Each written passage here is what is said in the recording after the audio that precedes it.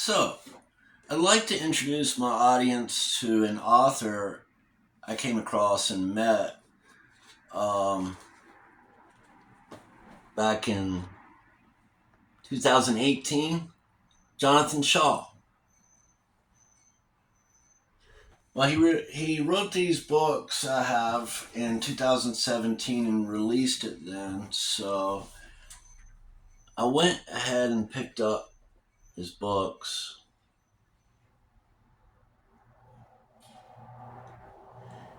He also has a third book called Narcisa.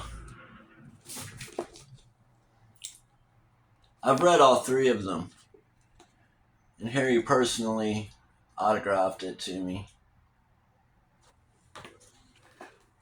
But what fascinated me about this author is that I learned he was a gypsy. And of course, I'm very familiar with the Roma. And, well, I met him through some other artists I knew. And it was Joe D'Alessandro and his wife, Kim D'Alessandro, actually. So they had a hotel in Hollywood that they were running and renting out to those who are disenfranchised, disparaged. I was living on the streets at the time. So it was through Kim and Joe that I became acquainted with this guy. And his experience is very similar to mine. Having left everything behind to start a new life. Well, this guy, Jonathan Shaw, he's older than me, of course. But he started out in Beverly Hills. He grew up in Beverly Hills. And I guess he was a teenager, I believe in the 70s. No, I think he would have been the 60s, actually, because he was a part of the Charlie Manson trials. And he went and attended every trial. I mean, every day that the trial was going on with Charlie Manson. So that's the time that this is set in, and then it goes, into the 2000s. And his dad was Artie Shaw. His mom was Doris Dowling, and so he lived this very well-to-do life in Beverly Hills. But a lot of people were on drugs at that time, Summer of Love, a lot of acid going around, heroin, all kinds of things. And all his peers were having a falling out with drugs. And he wanted to get off of it.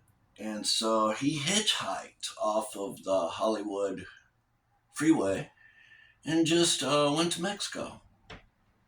And so far as down to Brazil, and it's about his journey just living on the road like a gypsy.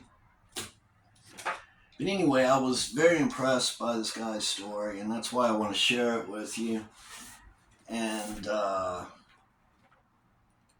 Johnny Depp was one of his friends. I'm going to read an excerpt from him. He was the one who took Jonathan in so he would write his book. Here he says, finally, after 20 plus years of coaxing, cajoling, pleading, and basic needling on my part, my old scallywag brother Jonathan Shaw has put his pen to paper, dragging and drudging up virulent and violent hallucinations from his not-so-cute brainscape. Been waiting too long for this. So have you. Whoever you are, believe me. If you don't know him, you will. If you don't want to, too bad. Once he's in, he's in. Jonathan Shaw's words, work, life, lives, deaths, rants, rage, hilarity, and taste rank with the best of them. If Hubert Selby Jr., Charles Bukowski, Ernest Hemingway, Jack Kerouac, William Burroughs, Neil Cassidy, Dr. Hunter S. Thompson, and Marquise de Sade, Antonio Carlos Jobim, Joel Gilberto, Edward Teach, Charlie Parker, Iggy Pop, Louis Fernandez Celine, R. Crumb, Robert Williams, Joe Coleman, Dashiell Hammett, E.M. Coran, and all the Three Stooges had all been involved in some greasy, shameful whorehouse orgy. Jonathan Shaw would surely be its diabolical, reprobate spawn. Johnny Depp. Another quotation by none other than Charles Bukowski, whom he met and knew and forced his way into his apartment. Shaw is a hunk of shit, fish, asshole, cunt, sucker. Here's what R. Crumb has to say. Is he bitter? Oh, just a tad. Here's one of my favorites by Marilyn Manson. Jonathan Shaw is a decorated veteran of the drug war whose deviance is only exceeded by his clever ability to weave his own sickness into a true classic of American literature.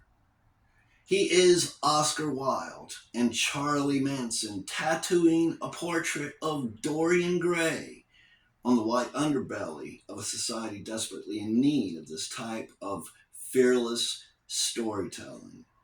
Marilyn Manson.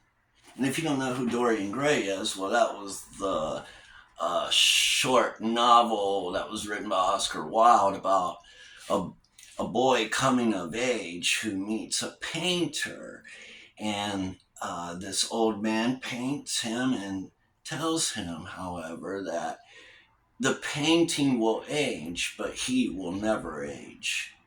And so he goes through this life with all his peers and family bypassing him while he remains the same age until he gets into the through story till the end and looks at his horrid painting, how disgusting he looks. And, well, you read it for yourself and find out what happens. He's got a lot of reviews by many other people. Here I'll read, I'm just going to read chapter 1, but I'm going to go ahead and read the preface by Jonathan Shaw. You might know the name Jonathan Shaw as belonging to the first tattoo artist to ever appear on The Tonight Show with David Letterman. Or maybe you've seen my unlikely likeness depicted by Pulitzer Prize-winning artist Art Spiegelman on the cover of the stately old The New Yorker. You might know me as the son of legendary swing-era band leader Artie Shaw. Or maybe the tattooed thug giving Clint Eastwood beef in the movie Tightrope. You may have seen the magazine I founded back in the early 90s, International Tattoo Art, at your local newsstand. Or you might have read my novel, Narcisa, Our Lady of Ashes, published by Johnny Depp's HarperCollins imprint, or my recent visual archaeological dig into the history of tattoo art, Vintage Tattoo Flash, on Powerhouse Books. You may have read random excerpts from my ongoing Scab vendor memoir series online. Or maybe you only remember the name Jonathan Shaw as the infamous tattoo artist to the stars, who made headline news for being indicted by a New York City grand jury and charged with 89 felony counts of illegal weapons possession. Or maybe you've never heard of me at all. I'm going to assume that's the case, and at my publisher's suggestion, write a few short words of introduction about myself in this book. For decades, I was a world-famous celebrity tattoo artist. Over the course of a long, surreal career, I became one of the most infamous and influential tattoo men on the planet. My clients list included cops, criminals, and captains of industry, along with many famous names. Names like Johnny Depp, The Cure, The Velvet Underground, The Pogues, The Ramones, Marilyn Manson, Jim Jarmusch, Joe Coleman, Johnny Winter, Kate Moss, and the notorious great train robber Ronald Biggs, not to mention Tupac Shakur and all his bitches. Even Vanilla Ice was lining up for an appointment, much to my embarrassment. But hey, it was the 90s, right? Strangely, I'm still one of the most respected names in the tattoo profession today, despite having officially retired over 15 years ago from the industry with an absurdly short memory. I remember this was written in 2017. An industry I was unwittingly instrumental in pioneering. So, what to say about this book? The long, cockeyed evolution of this opening installment, my multi-volume Scab memoir saga, has more to do with the long, cockeyed evolution of the long, cockeyed life. Did I read that 3 times? That spawned it, than with any highfalutin literary aspirations. Forgive me if I mispronounce words. He is a wordsmith. All of the crazy shit, excuse me for my change of words if it cracks. All of the crazy shit contained herein is basically fertilizer for this humble chronicle of a life. My life, the good, the bad, and the ugly. This initial volume spans roughly the first 20-something years of this bizarre stranger-than-fiction existence, what is commonly known as my formative years. The rest, as they say, is history. History which will be covered in subsequent volumes, God willing. That said, I believe that as human beings, we all come hardwired with an inherent need to share the strength, weakness, pain, passion, despair, hope, love, hate, and general personal stories with those of our kind, in order to help one another navigate our common human experience. In that sense, storytelling can be seen as a powerful evolutionary tool, and like tattooing, it seems to be one of the most ancient compulsions of the human psyche.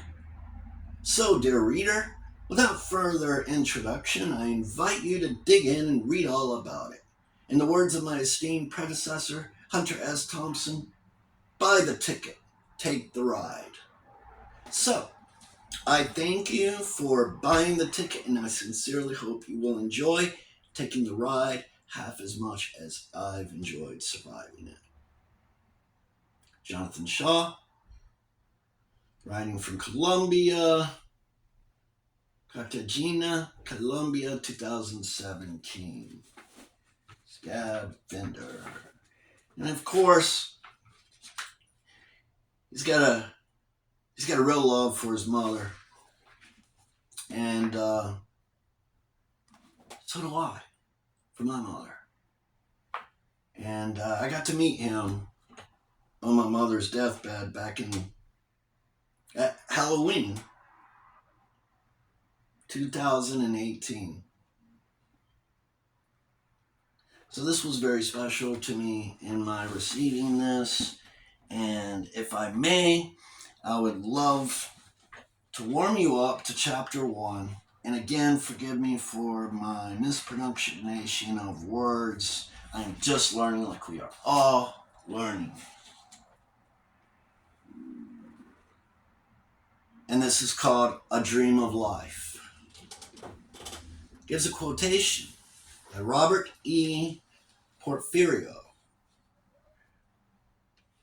The word hero never seems to fit the nor protagonist, for his world is devoid of the moral framework necessary to produce the traditional hero.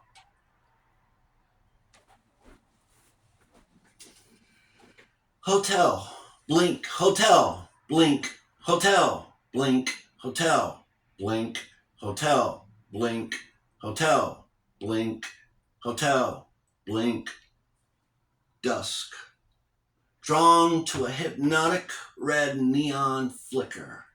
A heavily tattooed, leather-clad figure eases his battered black motorcycle to the edge of the apocalyptic Mexican highway.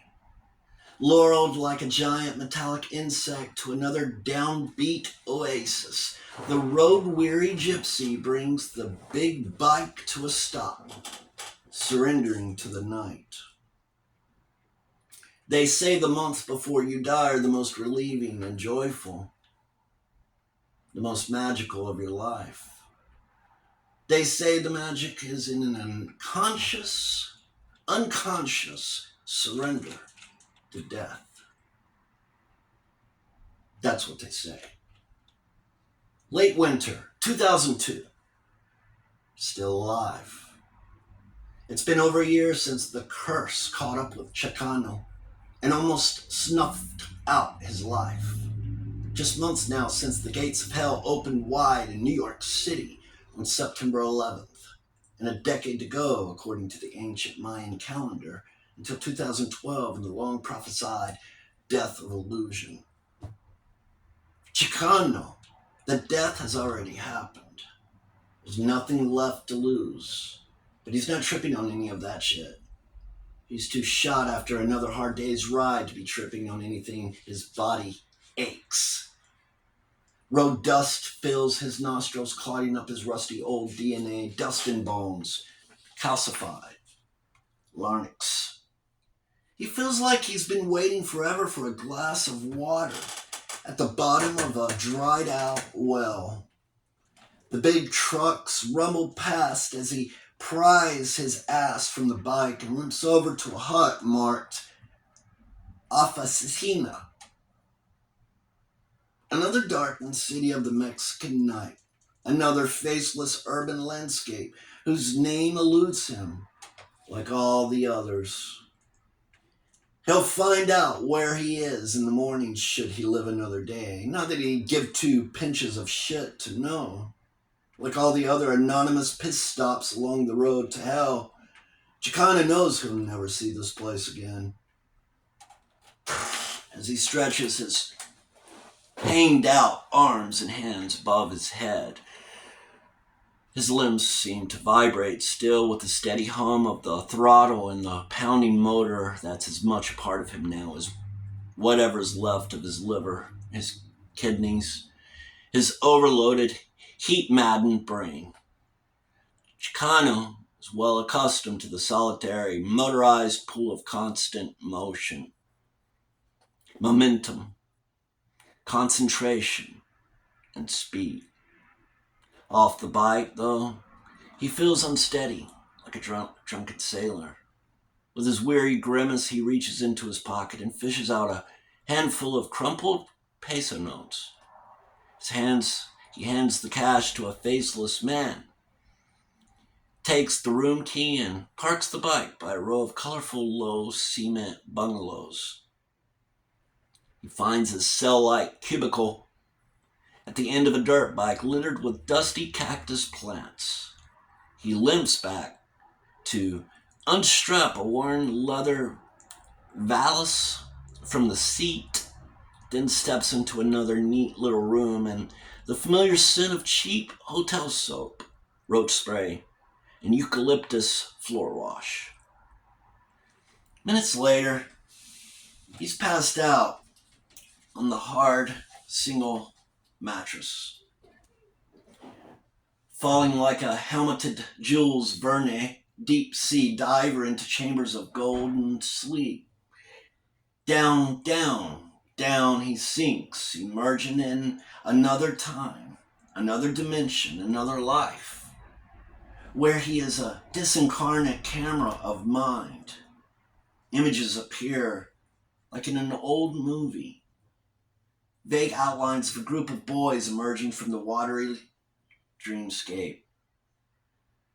American kids marching along a tree-lined suburban street, past rows of orderly homes with neatly trimmed green lawns. The boys are all talking at once, gesturing in slow motion, pushing and shoving each other down a sprinkler hissing summer sidewalk.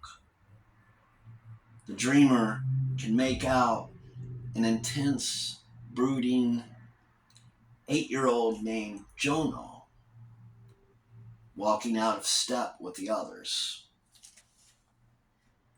And again, Jonathan Shaw goes by the name Jonah and also the name Chicano, which means gypsy.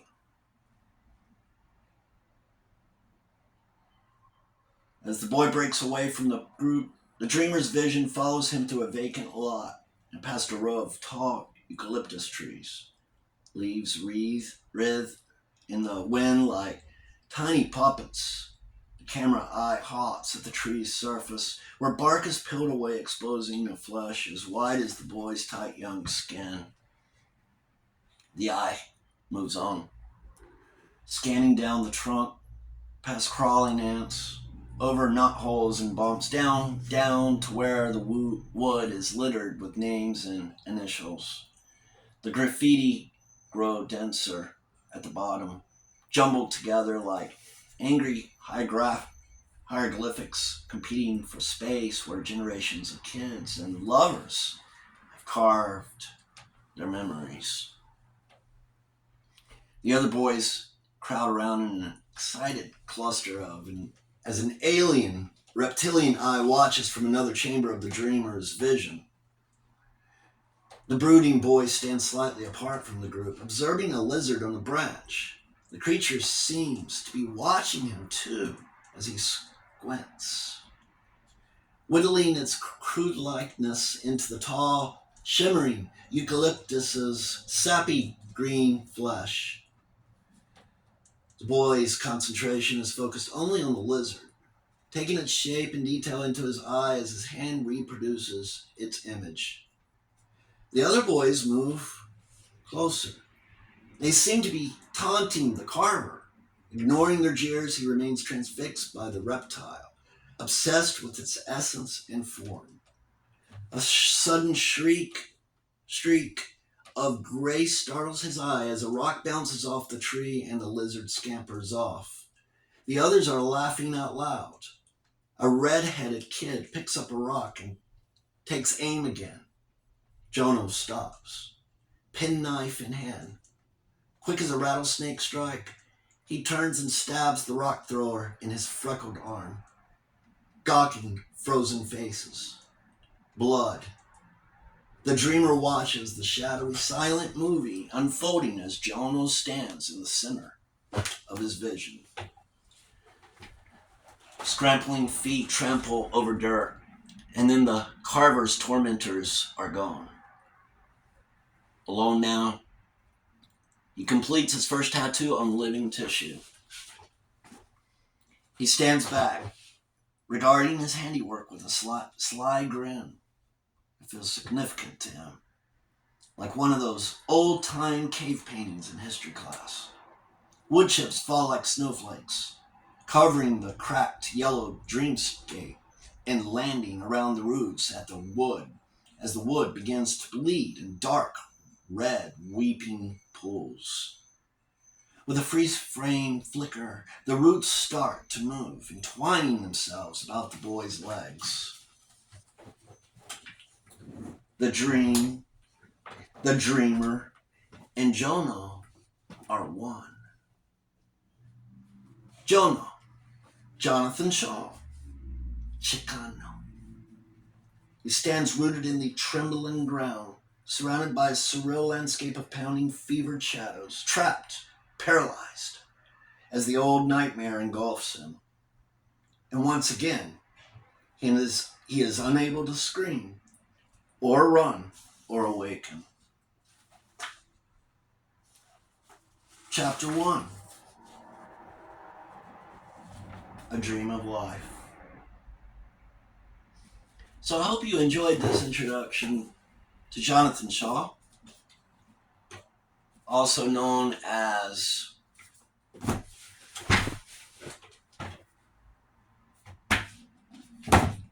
JS.